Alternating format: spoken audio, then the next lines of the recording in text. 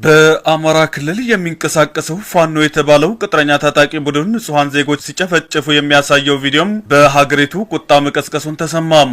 ራሱን ፋኖ ብሎ ስለሚጠራው ከመንግስት የእዝ ሰንሰለት ውጪ የሚንቀሳቀሰው የተደራጀና የታጠቀ ቡድን በዚህ በ21ኛው ክፍለ ዘመን ይፈጸማል ተብሎ ይቀር ልታየውናም ልትሰማው የሚዘገንን ግፍና ጭፍጨፋ ፈጽሟል። ሰዎችን ከእስር ቤት እያወጣም እያንገላታና በጅምላ ሴቶችን እየደፈረ ይገኛል። ይህንን አረመኔያዊ ድርጊት አሜሪካ ጨምሮ አምነስቲ ኢንተርናሽናል እና ሂውማን ራይትስ ዎች የተባሉ ዓለም አቀፍ የሰብአዊ ተሟጋች ድርጅቶችም የጄኖሳይድ ወንጀል ይፋ ማድረጋቸውን የቅርብ ጊዜ ትውስታችን ነው።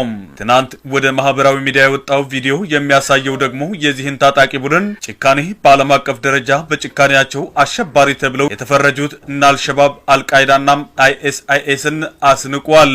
በአማራ ክልል ከአይሲዚ የጭነት መኪና ቁጥራቸው በውል ያልታወቁ ንጹሃን ሰዎች ከመኪናው አውርደው ሲጨፈጭፉ የሚያሳይ ቪዲዮ መውጣቱ በርካቶች አስቆጥቷል። እነዚህ በታሪክ የኦሮሞ ህዝብ የጨፈጨፉና ጡት የቆረጡት አፄ ምኒልክን የምኒልክ ዘመቻ ብለው ባለፉት ክረምት ሲንቀሳቀሱ የነበሩት ፋኖች የአባታችን ታሪክ እንደግመዋለን እንዳሉት ሁላም በአደባባይ ሰው ሲረሽኑ ታይቷል። እዚህ ጋር እጅግ የሚገርመው ደግሞ በኢትዮጵያ እጅግ ታዋቂና ዝነኛ የሚባሉት አርቲስቶች እዚህ ዘመቻና የጅምላ ጭፍጨፋ መሳተፋቸውን ነው።